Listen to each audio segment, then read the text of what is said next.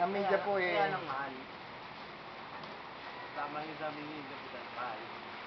Pero po, isa ngayon, sa panahon ngayon, natatalo na ang Facebook ang media eh. Sa ngayon po, natatalo nila.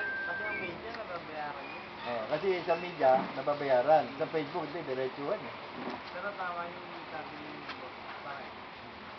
Kaya lang, yung mga hindi nagpe-Facebook, yun nga, hindi nakakarating sa kanila yung problema. Hindi katulad kasi yung sa dyaryo, lahat, alam.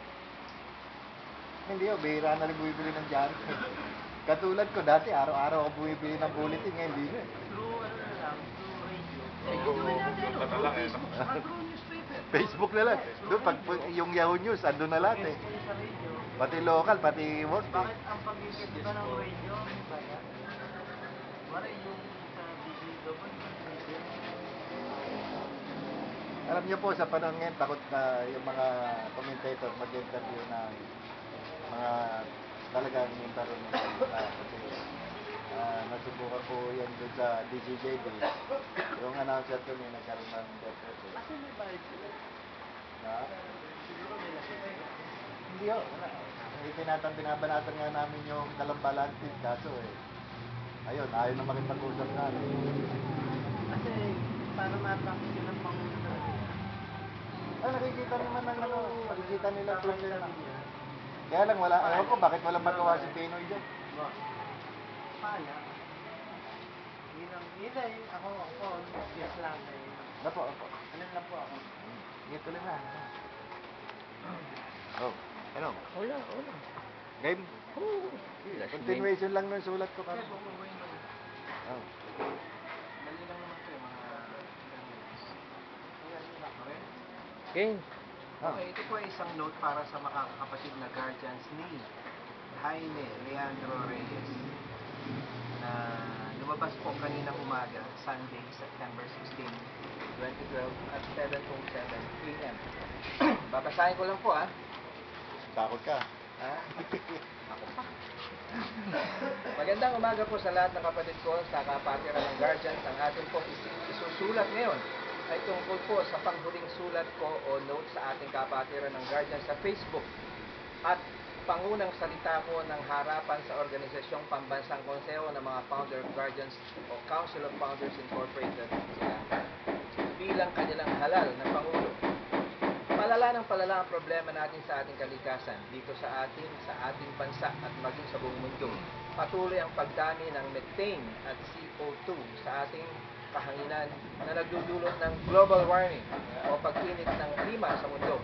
Hindi natin ito masusolusyonan hanggang ipinapasadlakan ng matitinong tao na ang kasalukuyang nangyayari ngayon sa mundo, ito ay dulot ng climate change.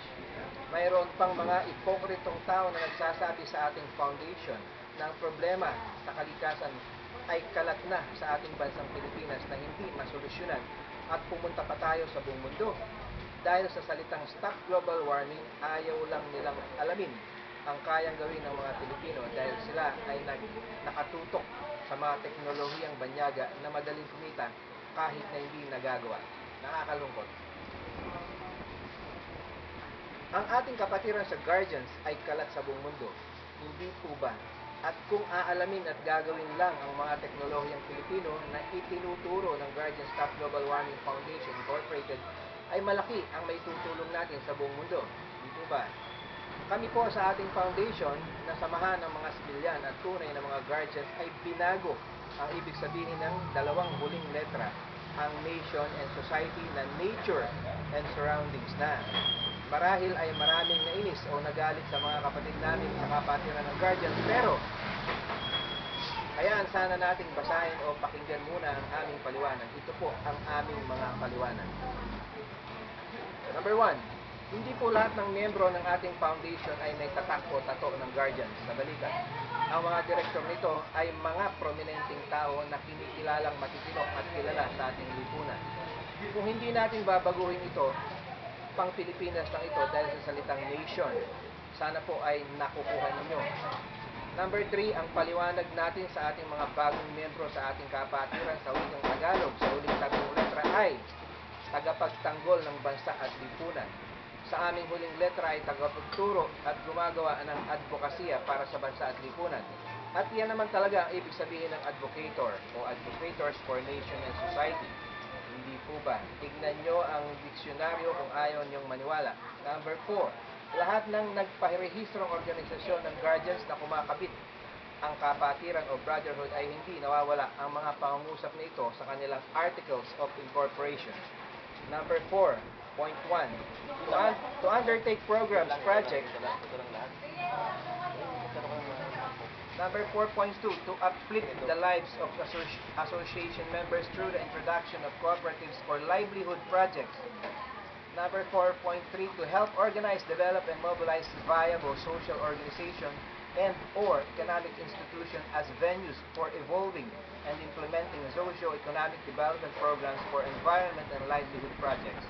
4.4, to strengthen the social, economic, cultural, spiritual, intellectual, and political awareness of the members and their immediate families by conducting seminars.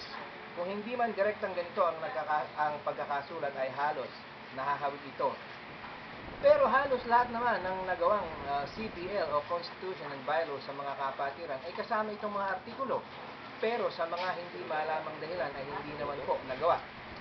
Ano po, mangilan-ngilan lang sa mga grupo ang gumawa nito. Karamihan ay ang anti-crime na lagi kong sinasabi na ito ay trabaho ng militar. Isang tanong lang po sa aming mga kapatid, bakit po mas tumaas ang crime rate sa panahon ito na dumami ang mga grupo ng guardians na nagdadala ng salitang anti-crime? Mas nakakagulo ba ito o nakakatulong? Sa pagkakataong ito, ano po? Ako po, 10 ng aking mga miyembro sa Guardian Stop Global Warming Foundation Incorporated at mga affiliated organizations namin ay nakikiusap sa aming mga kapatid na guardians na tutukan natin ang mga livelihood projects na makakatulong sa ating kalikasan. Ituturo po namin sa inyo kung ano-ano ang mga ito.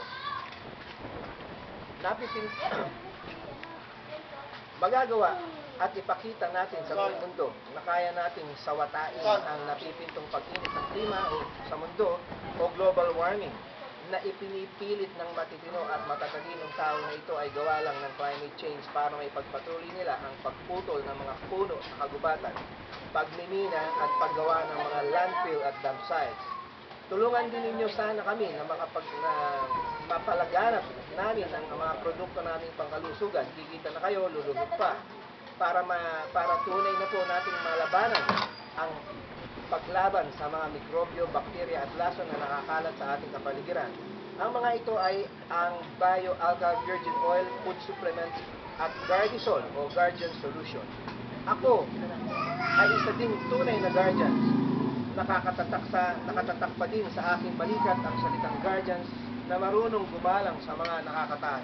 Huwag po sana ninyong ipagkamali na ang pagiging chairman ko sa aming foundation ay hindi na marunong sumunod sa mga nauna.